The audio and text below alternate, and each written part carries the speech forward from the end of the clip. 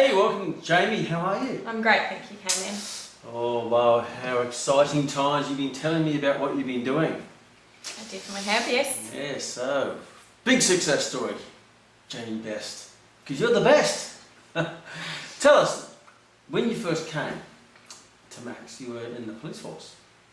Yes, I had been in the police for about 7.5 years when I first decided that I wanted to study at Max. Yeah, and how did you find the police force at that particular time? Challenging. Yeah? I found that I was doing a lot of hours and yeah. We were saying before that you were working how many hours? Around 60 some weeks, but with overtime sometimes it could be 70 or over 70 hours a week. Okay, and how many hours a week do you work now? About 15. About 15. So you've gone from about 70 hours to 15 hours? Yeah, yeah. And how much money are you earning now compared to when you're at the police force? A significant amount more. So you're working about 1/4 of the time and earning probably double the money. Yeah, yeah. And for 15 hours. Yeah, yeah. So what was the trigger point that you thought, that's it, I'm going to get out of the police force? So it was a bit scary really. I mean, I had like the security of a job that I knew I was going to get paid the same amount every fortnight for. Mm-hmm.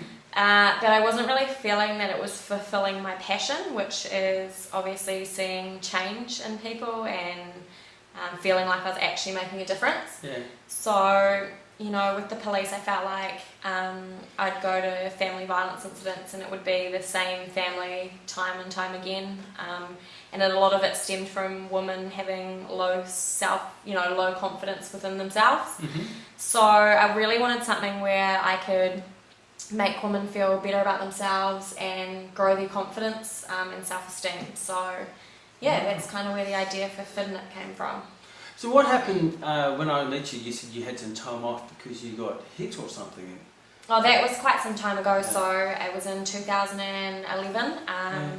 I was chasing an offender from a stolen car and I caught him up an alleyway and then he turned around and king hit me in the face. So yeah, it wasn't so much, that wasn't the reason why I decided that I didn't want to be in the police. Obviously that stuff was all contributing, but Sure. I sort of wanted a career as well, that one day when I decided to have children I didn't have to be doing such a dangerous job and working such long hours. So. And there's nothing so dangerous about working with your ladies at the boot camp. No, they're great. They're super rewarding because they're so positive, and they're trustworthy, which is great. So why did you pick Max when you decided to make that change into the fitness profession? So I'd had a couple of friends that had studied through Max, and just like looking online and through Facebook I saw how positive it was, and it wasn't so much like a personal training course. It was just a course that you went to and sat down and studied. It was like the type of learning was great. It was like heaps of stuff that made things so much easier to learn. Yeah, yeah. Like I just remember you teaching us about the bones of the body and thoracic being a dinosaur on your back. So it was just good ways of learning. Accelerated learning. Yeah, yeah. Okay, so you went through Max. What are some of the things you enjoyed most about the actual program when you went through it? I think the best thing that I've taken out of Max is that you teach about having confidence in your abilities, and when you're doing business and stuff like that, I always remember you saying fake it till you make it was the line that you would use, and just about not being too scared to charge prices that you're worth, like sort of about knowing your worth and stuff like that. So I think that was important, and heaps of business tips. One of them that I use all the time is swallow the frog. So waking up in the morning and getting that thing done that you don't want to do, get it out of the way first. So you were listening? Yeah. Wow. At times? No. Fantastic. Yeah. Okay, so you went through the Max program and you were still in the police force at that time? I was. A break, and how long after the Max program did you resign from the police force? So I think we finished Max in November or beginning of December, and I resigned in February. Wow, good on you. Because I remember you had a longer term plan, but obviously that was shortened very quickly. What made it so short? Well, so I'd taken some paid leave because I had accumulated quite a bit of leave, and during that time I started doing some personal training while I was at Max, and I had too many clients to go back to work. Okay, You were too successful in your new career. It just made more sense to not go back to like a lower income and more hours when I was, When you can do something you absolutely love. Yeah, and I really enjoyed it. Okay, so when you started personal training, how many clients did you build your clientele up to? How many sessions a week? So I think I was doing around 32 sessions a week. Okay. 32 half an hour sessions a week. And you're charging? So when I initially started, my sessions were 50 a session. Yep. So that's $1,500 a week just from personal training. Yeah, about that. Yeah. And you've made some changes, and we'll talk more about that soon. You went in, and how did you first get your client? When you first left, where did you get your clients on? Because a lot of people who lead the program, or any program for that matter, they're qualified, so how do I get clients? How did you get clients? Social media. Uh-huh. So I did some posts that, I wanted to, find some personal training clients basically. And I'd been, I'd done bikini bodybuilding, and I had quite a few contacts that, were obviously my target market in the area. So yeah, I just sort of did some posts on Facebook about it and started training people. And how long did it take to get up to 30 clients? About a week and a half. A week and a half. Wow, that's right into it. Yeah. It's almost like people were waiting in the sides, waiting for you to be qualified so you can start training them. Yeah, they knew that I had been studying, and I had. I've always been really passionate about fitness. So I think through Facebook, people already knew that I was hard out into the gym, and exercise is a big part of my life. So yeah. And here's an exciting thing, which really excited me. Describe to the millions of people watching us right now, your clients, where do you train them? So I train all my clients from the Taupiki Park and Taupiki Hall. So it's a hall and a park. So it's not a big, expensive $10 million gym with lots of expensive equipment. It's basically an empty hall and a park. Yeah. Wow. So tell us how you train and keep people satisfied with such minimal resources. I understand you have a massive personality. Imagination. Imagination. So I have my own dumbbells and skipping ropes and kettlebells and mats, boxing gloves. But yeah, I think imagination goes a long way. Like, you have to be able to be creative. And there's lots of things outside that you can use, like you only need a park bench, you can do step-ups on it, you can do lunges, you can do tricep dips, you can do press-ups. Yeah. That's amazing. It's great. What is amazing is this mindset many times when people become trainers that they need expensive resources. And some people do like to go to the big gyms and the fancy stuff, but there are a lot of your clients, I'd imagine, are very happy to have you as a motivator with minimal equipment, maybe the great outdoors in the park and simple stuff in the hall. So tell us, what type of clients do you have? Who do you attract? So my target market and the most people that I train are mums, and probably between the ages of about 25 and 45. And I kind of really, I guess, fell into that being my target market. I didn't really know when I first started who, I was going to be training, but I'm so glad it's them. It's great. So. Yeah. And what do you think they enjoy most about training with you? So if I was speaking to them, I says, why do you enjoy training with Jamie so much? What do you think is the reason why they enjoy training with you rather than someone else? Probably because I'm quite motivated myself, and I really think that they are enjoying getting results. I'm very much don't let people get away with being slack. And you hold them accountable. Yeah, definitely. So, yeah, and we've got a great little team now in my Fit Mums group. So, yeah. So you build Fit Mums. You do personal training, and you also have boot camps. So tell us about your boot camps. Yep. So I run Fit Mums groups. They're quite different to boot camps in terms of the fact that they're not casual. So. Basically, you sign up to do the program, and it's either a 6-week program or an 8-week program. Okay. It's all with like-minded mums within the community, and yeah, they're allowed to bring their kids along. And that's in the hall in the park? Yep. So weather dependent, but obviously we try and get outdoors as much as we can because it's great for the kids because there's a playground. Fantastic. Great childcare, right? Yeah. Mum's training in the park and the kids playing in the park. Yeah, and some of the mums come along and look after the kids. Isn't that gold? It's really good, yeah. And how many times a week do these programs run? So at the moment I'm just doing a Friday morning, but from next week I've added a Tuesday program, so they have the option of training once a week or twice a week. Okay, so share with us what would be your typical week. What days do you do what? So on a Tuesday morning, I've just started a 5:30 a.m. program, and it's an 8-week results session. Yeah. So that starts tomorrow morning at 5:30, and then I do one-on-one personal training until 8:30 tomorrow morning. Yep. So after that, and then from next week, I'll obviously have my Fit Mums group at 9:30 on the morning on a Tuesday, and that'll go to about 10:10. And then I work one-on-one sessions after that until lunchtime. I have about an hour off, and then I've got some sessions in the afternoon. Mm-hmm. Wednesday I was doing a boot camp, but just because of daylight savings and the weather, that's now ended. Yeah. So Thursday morning I then have one-on-one sessions, Mm-hmm. pretty much back to back until lunchtime, and then a couple in the afternoon. Friday morning I do Fit Mums from 9:30 till 10:10.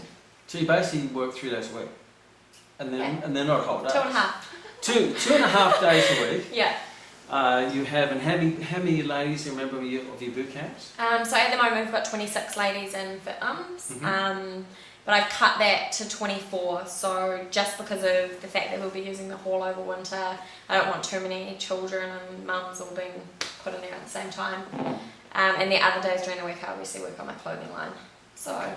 So just to crystallise what you're doing, because there's a lot of people who, from the outside of the fitness professional, thinking about becoming a trainer, they're hesitant because they think that there's no opportunity, there's too many trainers out there, there's not enough money out there. What would you say to them? If you think like that, then that's the wrong attitude. So you have to be confident in your own abilities.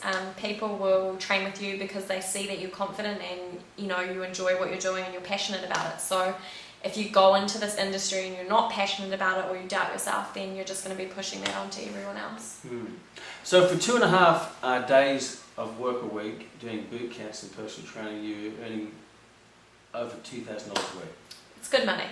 And that's far better than working 70 hours a week as a policewoman. Yeah, definitely. I mean, I obviously got a lot out of my career with the police. They definitely gave me confidence and stuff like that, but the reward that I get now from seeing people, seeing their full potential in life is amazing.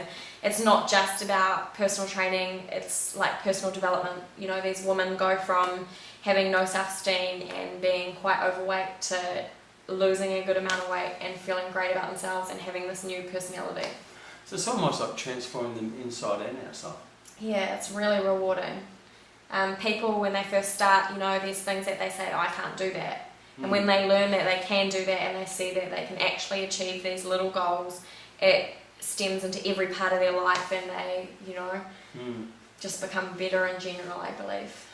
So if you look at how you train your clients, what would be your philosophy in training? We were talking about it before. Your sessions are short, but they're more quality. Tell us a bit about that. Yeah, so a lot of the time you will hear of people doing 1-hour personal training sessions, and you kind of only need to look around the gym to see that a lot of that hour is spent, maybe talking or having rests and stuff like that. So the actual amount of exercise, waiting for the next exercise. Yeah. So the amount of time that someone is actually training in that session, can be quite varied depending on who the trainer is. So my sessions are 30-minute sessions, and they're based on high intensity interval training. So getting your heart rate up as fast as you can, then bringing it back down, and then doing the next exercise.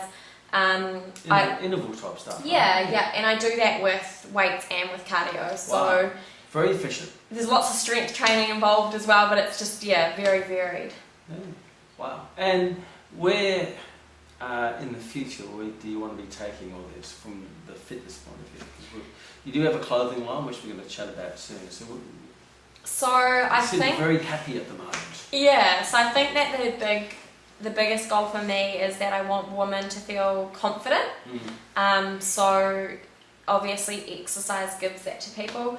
A lot of women I found in my experience of doing Fit Mums don't feel comfortable going into a gym environment.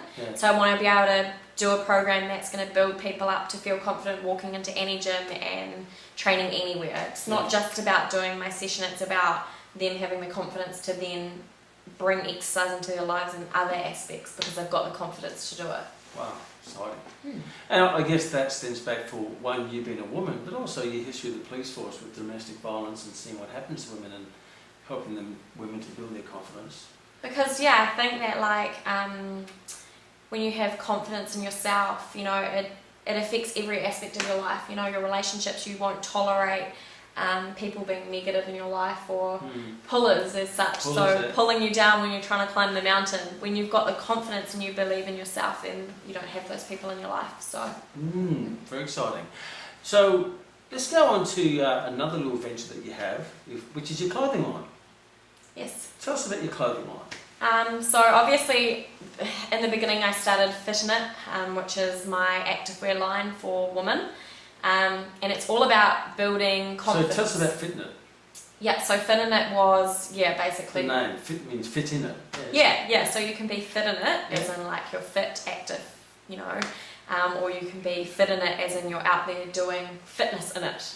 Yeah, and you can fit in the clothes. Yeah, fit in it, so that's another end goal. So if you're overweight and you want to I always want to fit in those jeans I have. Fitting in it. I want to be able to fit in those jeans that have been sitting in the wardrobe there for the last so many years. I'm going to fit into them one day. Yeah. Fit in it. Definitely. So that's my other little venture. Okay, so that started, and correct me if I'm wrong, that started with you first making gloves, wasn't it? Female lifting gloves. Weightlifting gloves, called she lifts, they were the old word for it. And so at the moment you tell us about your fitness. What do you make? How can they get it? How can they see it? What is it? So basically, it started with fitness gloves, and they were obviously because I was doing quite a bit of weightlifting and I was sick of having calluses on my hands. And also I noticed that my rings would get damaged when I was working out from the weights being against them. So I created women's fitness gloves in heaps of different designs, and I just noticed that there wasn't really anything in the market for women. They were just like plain black gloves. So now mine are all funky patterns and stuff like that. Then I started making crop tops, and I do women's leggings. The leggings are designed so that they make women feel more comfortable when they're working out. So the waistbands are higher, the fabric's more stretchy. They've got pattern designs on the back, so when you're doing squats you don't see your underwear. Which is a self-confidence thing for a lot of women. And also they're black on the front, which is more slimming because some women are a bit self-conscious about their thighs. You're clever. So it was all designed around the fact of making women feel, good about themselves when they're working out. Wow. And if someone wants to see your range, where do they go? So on Facebook it's under Fit In It, so FITN it. And then my website is www.fit-in-it.com. And if someone wanted to come and look at the opportunity training with you or joining your boot camps, where would they go? So I've got Fit Mums page on Facebook or Jamie Best Fitness on Facebook. Or probably the best way is through text. My cell phone number is 021 033 1320. There you go. Now you do also have a history of doing a little bit of competition too, in the figure or the body figure, or tell us just a little bit about that. So I've competed in quite a few bikini competitions. I won Miss Lingerie New Zealand a couple of years ago and competed in Australia for that. I've also competed in NZIFBB, which is the New Zealand Institute for bodybuilding. I went to Australia and competed in the Arnold Classic over there. Okay. I don't really tend to compete anymore. I'm very much probably more fit for life than a competition at the moment. Change the focus. Yeah, but it was great to for confidence and self-esteem being up there on stage and seeing the the limits that you can actually push your body to. So you've gone from obviously that with your police as a job with the police force, now you're a successful businesswoman. What do you enjoy most about being a successful businesswoman and being in business? I think just the personal satisfaction that you get from seeing results. The fact that life is limitless. So if I have an idea now, there's no one stopping me from doing it. It's just, I'll just create it and make it happen. Have you had people in the past trying to stop you from doing what you want to do? Not really stopped me, but there's always been people that have doubted me. I've always been really small, so I'm only like 5 foot.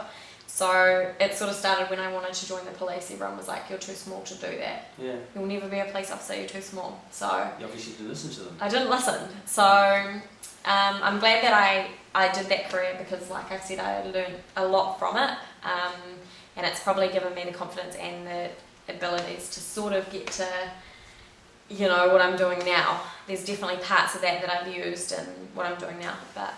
So what advice would you give? Because you've taken that courageous leap of faith to go from a secure job with a government department, basically, which is you can stay there forever, and you've gone from that into an unknown career, even though you had some experience in it, didn't know if you're going to succeed or not, but you've done fantastic out of it, and still creating more opportunities. And there's got to be people there who are in that job, they don't want to stay in, but they have that little fear factor of making that step. What's some advice you could give to them from your experience from being taking that leap? I think that it's always going to be scary. It's that fear of unknown, but if you never take the risk, you'll never know. And is it really a risk? You know, like you could always go back to that job or get another job. You know, this sounds ridiculous, but I've always had it in the back of my mind that, like, you know, if worst came to worst and I needed to go and get a job, I could go out there and get a 9-to-5 job until I came up with my next idea. I think it's just about the fact that, you know, you only live once in your life, and if you're doing something that you enjoy and love, then it doesn't really feel like work. It's great. So true. And we know that because you're here on my farm on Monday morning. Yeah. When most people in a job. What's interesting is I dropped Rory off at the airport this morning. She's flying to Wellington to do some talks down there, and the only time we could get to the airport is peak hour traffic, and I'm sitting in peak hour traffic with people who are going into a job. I think it just blows my mind that people will sit in traffic for an hour to hour and a half to go to a place that I'd rather be somewhere else, doing what they would rather be doing something else, and being told to do it by someone they wouldn't want to hang out with. And we're here, you've probably done some business on your own business. We're sitting here chatting to the bazillions of people out there on my farm. Life is grand. It's great, and I mean, I definitely think that without the confidence that I got from Max in terms of taking that risk, I never would have done it. But now, you know, like, I don't have to get up, well, I do some days, I have to get up to an alarm, but it's because I choose to work that hour. You know, it's not because I'm getting up because someone else is telling me that I have to do it. And going to work when it's something that you're passionate about and you love, it's the best feeling. It really is. So what would be some words of wisdom from you could share with someone who's passionate about fitness and thinking about a career in the fitness profession now that you are fully embedded in this profession? What would be some words of advice? If it's what you're passionate about and, you know, you're doing it for the right reasons, which is because it's what you want to do, then go for it. There's a lot of people out there that want to lose weight. There's a lot of people out there that, you know, aren't happy within their bodies and want someone to be a positive role model to them. So, yeah, if you think that you've got what it takes, then you should definitely do it. Wow, powerful words. And is there anything else you'd like to share from your own personal experience about Jamie, about the profession that you'd like to share before we give it a wrap and have another cup of coffee? Or a cup of tea? I think that, life is just about what you make it. And if you're passionate about something, then it makes life worth living. If you've got negative people around you and negative thoughts in your head and stuff like that, then that's all you're ever going to be. But if you think higher and you have lots of ideas and, you know, you push for your dreams, then there's nothing stopping you. The sky's the limit. Well, and you've heard it here from this little 5-foot bombshell. You can never, people sometimes say I'm too tall, I'm too short, I'm too overweight, I'm not educated enough, I'm too uneducated. Well, there's no such thing as that, is there? No, if you're going to tell yourself that, then that's all you'll ever be. But if you tell yourself that, you know, you can do this, and regardless of the people that might be like bagging your ideas, if you can just zone out from that and keep going with what you believe in, then I believe that you can do anything. Fantastic. Thank you very much, Jamie, and we'll see you in the fitness profession.